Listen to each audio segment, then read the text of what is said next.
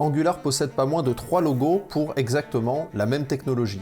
Donc oui, c'est un sacré bazar si vous devez apprendre Angular aujourd'hui pour devenir développeur web professionnel.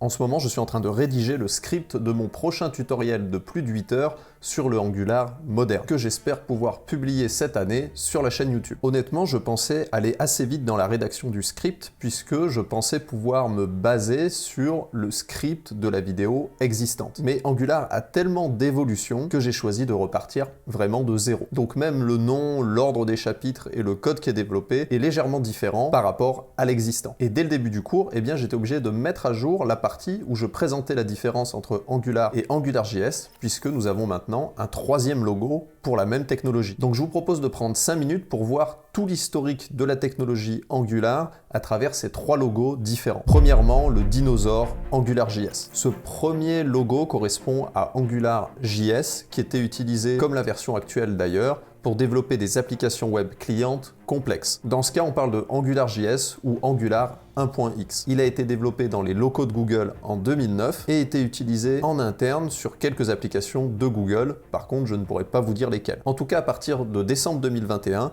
Google a annoncé qu'il n'y avait plus aucun support prévu sur AngularJS. Donc si vous utilisez encore AngularJS sur certains de vos projets, sachez qu'il est grand temps de passer à Angular ou à un autre framework front-end. Sinon, partez tout simplement de votre projet puisque vous êtes en train de développer des compétences sur une technologie obsolète. Et on passe tout de suite au deuxième logo d'Angular. En fait, l'équipe chez Google qui travaillait sur AngularJS a officiellement annoncé la sortie d'une mise à jour du framework à la NGConf en octobre 2014. Pour ceux qui ne savent pas, la NGConf, c'est la conférence la plus importante au monde, entièrement dédiée au framework Angular. Et ils ont annoncé quelque chose d'un peu étrange, c'est que ce nouveau framework ne serait pas une mise à jour, mais plutôt une réécriture complète du framework, ce qui cause des changements de rupture importants. Donc AngularJS et Angular sont bien deux frameworks complètement différents. Il ne s'agit pas d'une mise à jour ou d'une évolution, et on est là sur un coup de marketing de la part de Google pour pouvoir récupérer la communauté d'AngularJS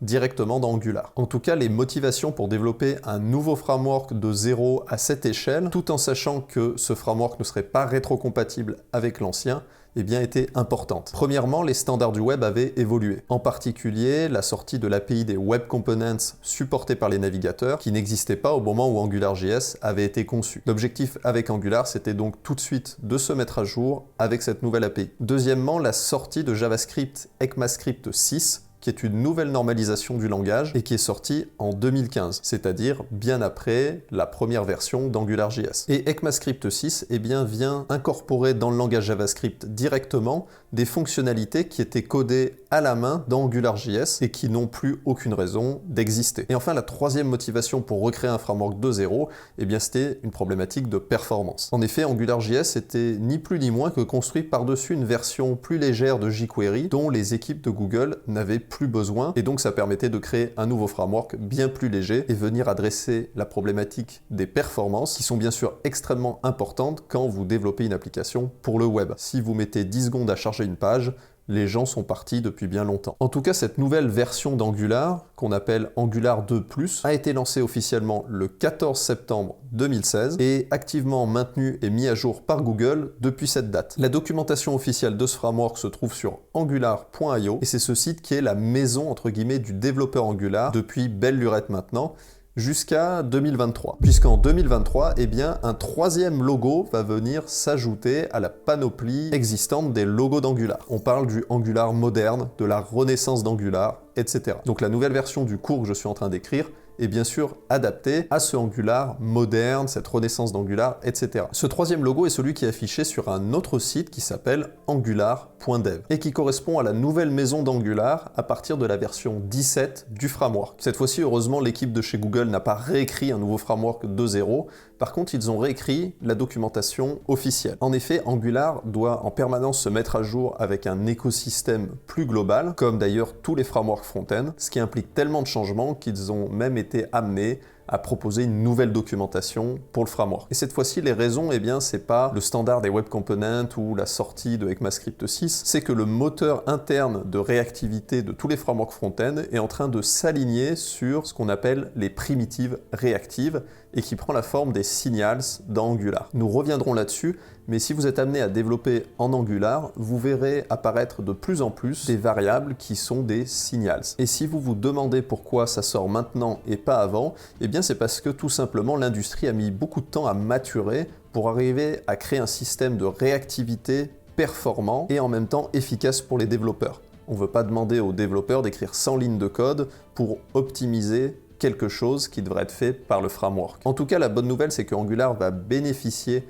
de cette réactivité plus performante avec les signals sans que nous devions réécrire toutes nos applications, puisque cette fois, Angular 17 est effectivement une mise à jour d'Angular 16. Vous pouvez monter de version. C'est pas une réécriture du framework violente comme on a eu entre AngularJS et la sortie d'Angular. Voilà, donc c'est une des étapes que je vais présenter dans le prochain gros tutoriel pour savoir un peu où vous mettez les pieds quand vous débarquez dans l'écosystème Angular. Et j'espère que c'est plus clair pour vous désormais. Je vous ai mis également un petit tableau récapitulatif à retenir sur l'essentiel à savoir sur l'historique du framework Angular depuis 2009. En tout cas, merci de m'avoir écouté. J'espère que la vidéo vous a plu, et si vous cherchez à devenir développeur web professionnel rapidement, eh bien voici 3 manières dont je peux vous aider gratuitement. Premièrement, vous pouvez repasser de temps en temps sur la chaîne quand vous en avez besoin pour vous former sur un principe de code senior. Pas besoin de vous abonner, repassez quand vous en avez besoin. Deuxièmement, vous pouvez aider la chaîne à se faire connaître pour que demain on ait plus de poids pour interviewer des pointures dans notre industrie et mettre ces interviews directement sur YouTube